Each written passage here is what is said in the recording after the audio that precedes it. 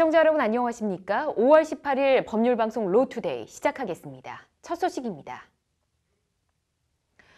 서지현 검사에 대해 인사 불이익을 준 혐의로 기소된 안태근 전 검찰국장에 대한 첫 재판이 오늘 열렸습니다.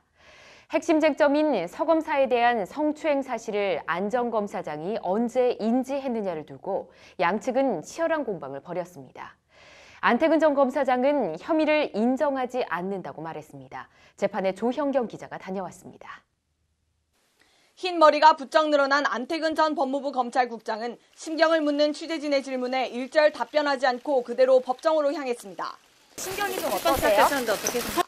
안태근 전 검사장은 검사 인사를 총괄하던 법무부 검찰국장이던 지난 2015년 8월, 2010년 10월 서울의 한 장례식장에서 자신이 성추행한 서지현 검사를 창원지검 통영지청으로 부당하게 발령낸 과정에 개입한 직권남용 혐의를 받고 있습니다. 안태근 전 검사장이 2015년 8월 서지현 검사를 날려야 한다 이런 말을 했다. 이후 서 검사가 통영지청으로 배치됐다. 이 같은 인사는 전례 없는 일로 검사 인사의 공정성을 훼손했다는 것이 검찰 공소 사실입니다. 강제추행 사실이 확산되자 문제가 계속 불거지면 보직 관리에 장애가 될 것을 우려해 서 검사를 전보시켜 사직을 유도했다는 것이 검찰 수사 결과입니다. 공소 사실을 인정하냐는 재판장의 질문에 안태근 전 검사장은 인정하지 않는다고 짧지만 단호하게 혐의를 전면 부인했습니다. 사건 당시 만취해 있어서 성추행 사실을 몰랐다. 올해 1월 사건이 언론 보도를 통해 공론화되기 전까지 추행 사실을 알지 못했다.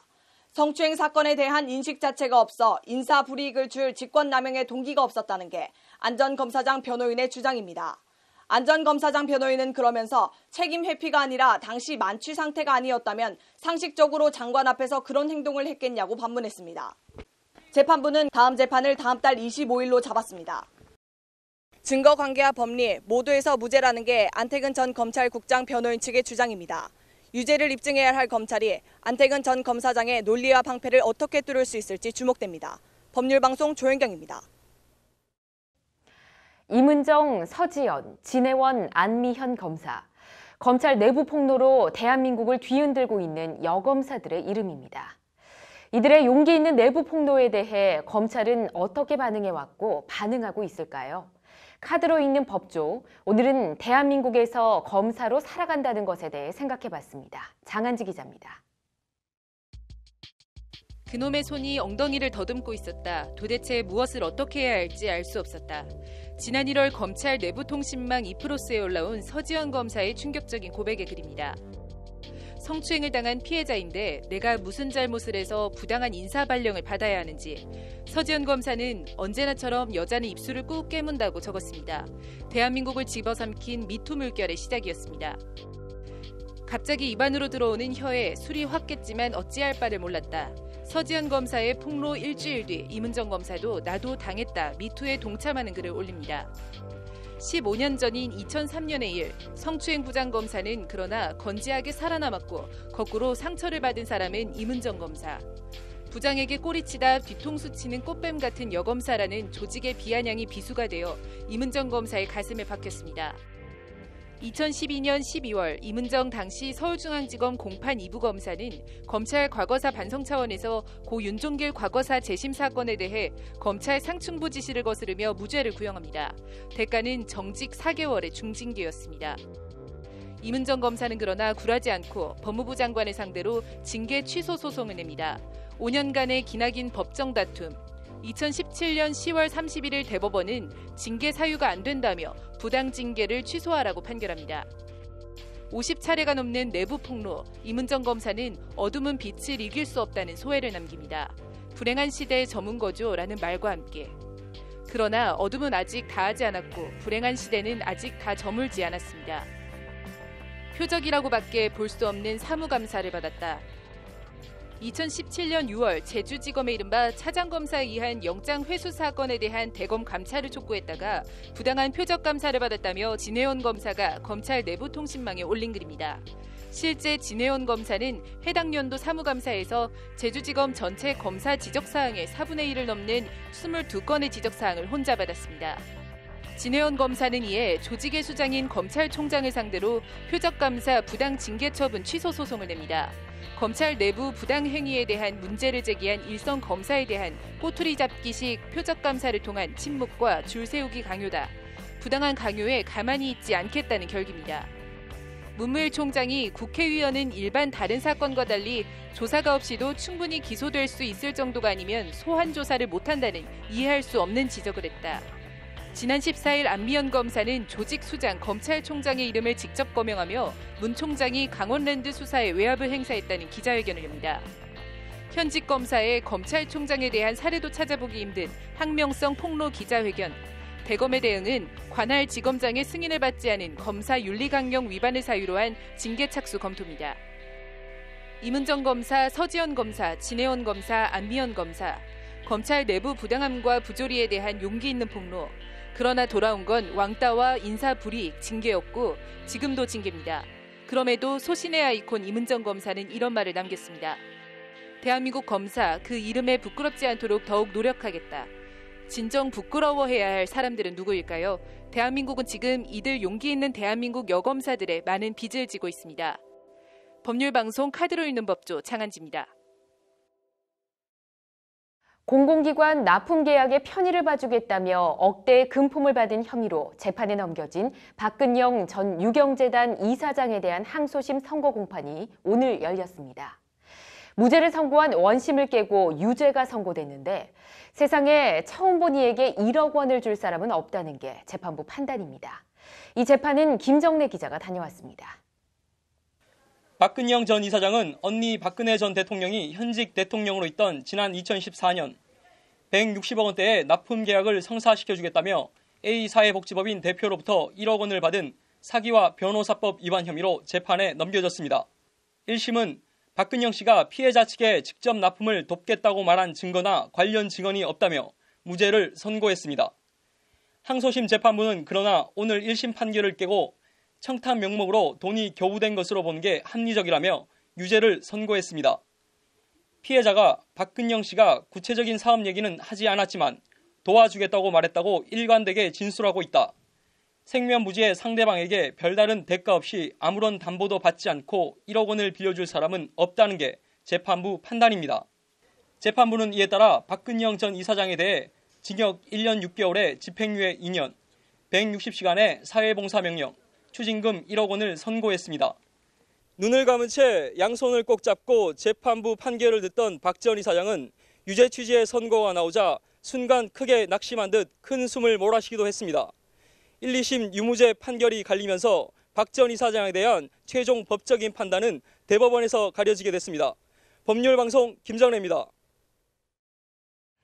인기 유튜버인 양예원 씨의 성추행 피해 호소에 대해 경찰이 별도 수사팀을 꾸리고 수사에 착수했습니다. 유정훈 변호사의 뉴스와 법, 오늘은 양예원 씨를 둘러싼 성추행 논란에 대해 이야기해보겠습니다. 어서 오십시오. 네, 안녕하세요. 네, 반갑습니다. 양예원 씨가 자신의 SNS에 이 성추행 피해 등을 호소했다고 하는데 어떤 내용입니까? 예, 양 씨는 3년 전 배우 지망생으로서 인터넷 구인구직 광고 사이트를 통해서 피팅 모델을 하게 되었다고 합니다. 네. 양 씨는 촬영 당일 예상과 다르게 포르노 배우나 입는 그런 속옷을 입도록 강요당했고요. 20명 정도 돼 보이는 남자들 앞에서 촬영을 하게 되었는데 네. 포즈를 잡아준다는 명목하에 집단적으로 성추행을 당했다는 그런 피해를 호소하고 있습니다. 그렇군요. 속옷 촬영을 좀 거부한다거나 촬영장을 그냥 빠져나올 수 있는 분위기는 아니었습니까? 네, 이런 속옷은 못 입겠다고 촬영을 거부하자 계약 해지 등을 운운하면서 손해배상을 청구하겠다고 협박을 했다고도 합니다. 네. 양 씨 입장에서는 집단 성폭행을 당할 수도 있겠다. 가만히 살아만 나가야겠다. 이런 생각 끝에 어쩔 수 없이 촬영에 응했다고도 합니다. 네. 20대 당시 여성으로서는 충분히 그럴 수 있었으리라고 보고 있습니다. 그렇군요. 심정이 이해가 되는데 일단 상당히 겁을 먹었던 것 같습니다. 근데 3년 전에 있었던 일인데 지금 왜 이슈가 된 걸까요? 네, 양 씨는 부모님에게조차 이런 사실을 말할 수 없어서 전전긍긍하고 속으로만 삭히고 있었습니다. 네. 그러면서도 양 씨는 혹시나 사진이 유출될까 봐 전전긍긍하면서 야동 사이트를 주기적으로 점검을 해왔다고 합니다. 예, 그런데 양 씨가 우려했던 것처럼 이번 달 초에 본인의 사진들이 네. 성인 사이트에 유출되면서 이런 피해를 호소하게 된 것입니다. 그렇군요. 양 씨 주장에 관해서 이 해당 스튜디오는 어떤 입장입니까? 예, 스튜디오 업체 측에서는 계약대로 했었다. 예. 그리고 뭐 협박은 없었다라고 주장하고 있습니다. 물론 신체적 접촉이라든지 성추행은 전혀 없었다고 주장하고 있고요. 예. 스튜디오 측 입장이 뭐 신빙성이 있어 보입니까? 예, 뭐 아직 물증으로 확인된 것은 없습니다만은 예. 뭐 피팅 모델 현장에 20명의 성인 남성들이 있었다는 것도 좀 그렇고요. 뭐 또 공들여서 찍은 사진인데 상업적으로 이용하지 않았다는 그런 점들도 석연찮은 부분이 있는데요. 예. 뭐 이런 점들을 종합하면은 스튜디오의 입장을 액면 그대로 받아들이기는 어려울 것 같고요. 오히려 그 양 씨의 주장이 오히려 좀 신빙성이 있어 보입니다. 그렇군요. 양 씨 외에도 또 다른 피해자가 더 있는 것 같더라고요. 네, 양 씨와 같이 피팅 모델을 했던 이소연 씨도 같은 피해를 당했다고 주장을 하고 있습니다. 네. 피해에 이르게 된 경위나 그리고 수법 그런 것들이 모두 유사하기 때문에 또 다른 피해자가 있었을 것으로 또 예상되고 있고요. 예. 뭐 경찰이 이런 부분들 때문에 전담 수사팀을 꾸려서 수사에 착수했습니다. 뭐 관련 의혹에 대해 철저한 조사가 이루어질 것으로 보입니다. 예. 이 사건의 핵심 혐의는 실제로 20명이 넘는 인원이 공모해서 집단적으로 양 씨를 성추행했는지와 네. 사진 배포 행위가 있었는지가 될 것입니다. 뭐 협박으로 자신의 의사와 상관없이 불가항력적으로 촬영 자체에 임했다면 강요죄가 추가될 수 있을 것으로 네. 보입니다. 그렇군요. 이 정도면 처벌 수위는 어떻게 될까요? 네, 양 씨의 경우에는 일반 형법보다 가중된 성폭력 범죄의 처벌 등에 관한 특례법이 적용될 것으로 보이고요. 예. 업무상 위력에 의한 추행이 인정된다면 2년 이하의 징역 또는 500만 원 이하의 벌금에 처해질 수 있고요. 예, 추가적으로 양 씨의 사진을 배포한 사람은 5년 이하의 징역 또는 1,000만 원 이하의 벌금에 처해질 수 있습니다. 그렇군요. 일자리를 미끼로 이 성범죄를 일삼는 행위들 하루빨리 근절돼야 할 것 같습니다. 오늘 잘 들었습니다. 행선지라는 단어의 뜻을 모르시는 분들 아마 없을 것 같은데요. 우리 법전에도 이 행선지라는 단어가 나옵니다. 그런데 전 국민이 다 아는 이 행선지라는 단어를 법제처가 무슨 이유에선지 정비 대상 용어, 그러니까 법전에서 쓰면 안 되는 용어로 지정해 놓고 있다고 하는데요. 법률방송 법률 용어 이제는 바꾸자. 오늘의 단어는 행선지입니다. 박지민 기자입니다. 서울 강남 고속버스 터미널입니다. 어디론가 떠나고 또 어디선가에서 온 사람들로 활기차게 북적거리는 터미널 매표소 창구. 승차권 발매 후 날짜, 시간, 행선지를 꼭 확인하시기 바랍니다라는 안내문이 눈에 띕니다. 당연히 행선지가 무슨 뜻인지 모르는 시민은 없습니다. 행선지라는 단어 알고 계시죠? 네. 행선지. 알고 계시죠? 예. 근데 지금 방황하고 있어요. 지금 행선지를. 이 행선지라는 단어는 우리 법전에도 나옵니다. 철도 차량 운전규칙 제24조, 열차 운행상 혼란이 발생한 때에는 열차의 종류, 등급, 행선지 및 연계수송 등을 고려하여 운전 정리를 행하고 라는 조항입니다. 행선지는 한자로 단일행, 먼저선, 땅 지자를 씁니다. 직역하면 먼저 갈 땅이라는 익히 아는 뜻과는 좀 다른 낯선 뜻이 됩니다. 국어사전을 검색해보면 익숙한 뜻이 나옵니다. 행선지, 명사, 떠나가는 목적지라고 돼 있습니다. 그런데 이어서 나오는 가는 곳으로 순화라는 문구가 눈에 띕니다. 순화, 그러니까 행선지라는 말은 다른 말로 고쳐서 써야 할, 즉 써서는 안 되는 단어라는 얘기입니다. 이는 행선지라는 단어가 유쿠사키라고 발음되는 전형적인 일본식 한자어 표현이기 때문입니다. 시민들은 전혀 몰랐다는 반응입니다. 일본식 단어라고 하는데 어떻게 생각하세요? 몰랐어요. 일본식 몰랐어요? 네. 아니요, 처음 들었어요. 일본식 단어면 바꿔야 되겠죠?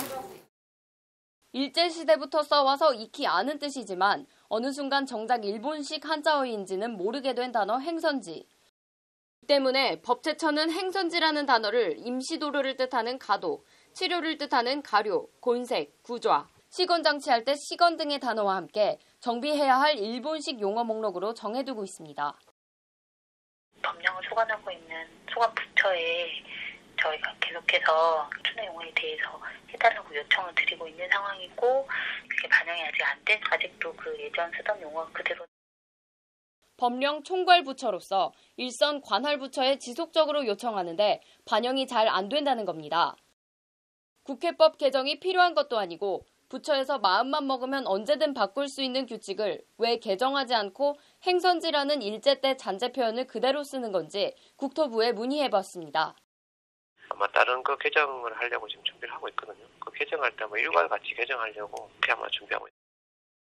이 행선지라는 일본식 한자는 철도 규칙뿐 아니라 군에서의 형 집행법 등에 아직도 남아 정비와 순화될 날을 기다리고 있습니다. 행선지 익숙해졌다고 그대로 두고 써야 할까요? 시청자 여러분의 판단이 궁금합니다.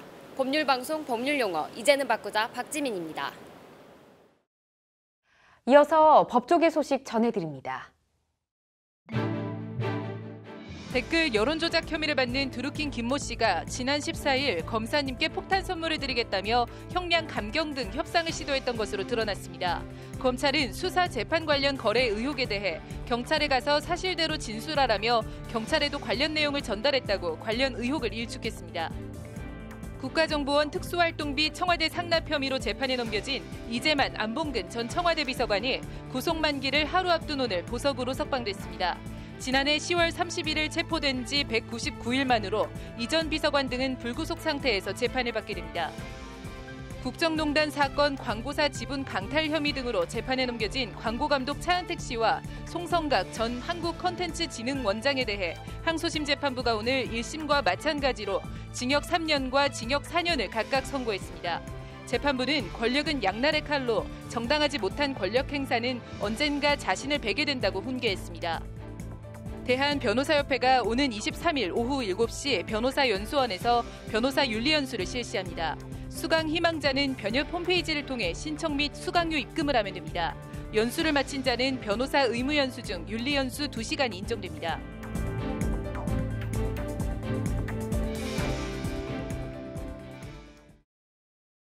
(5월 18일) 로투데이 마치겠습니다. 시청해주신 여러분 고맙습니다.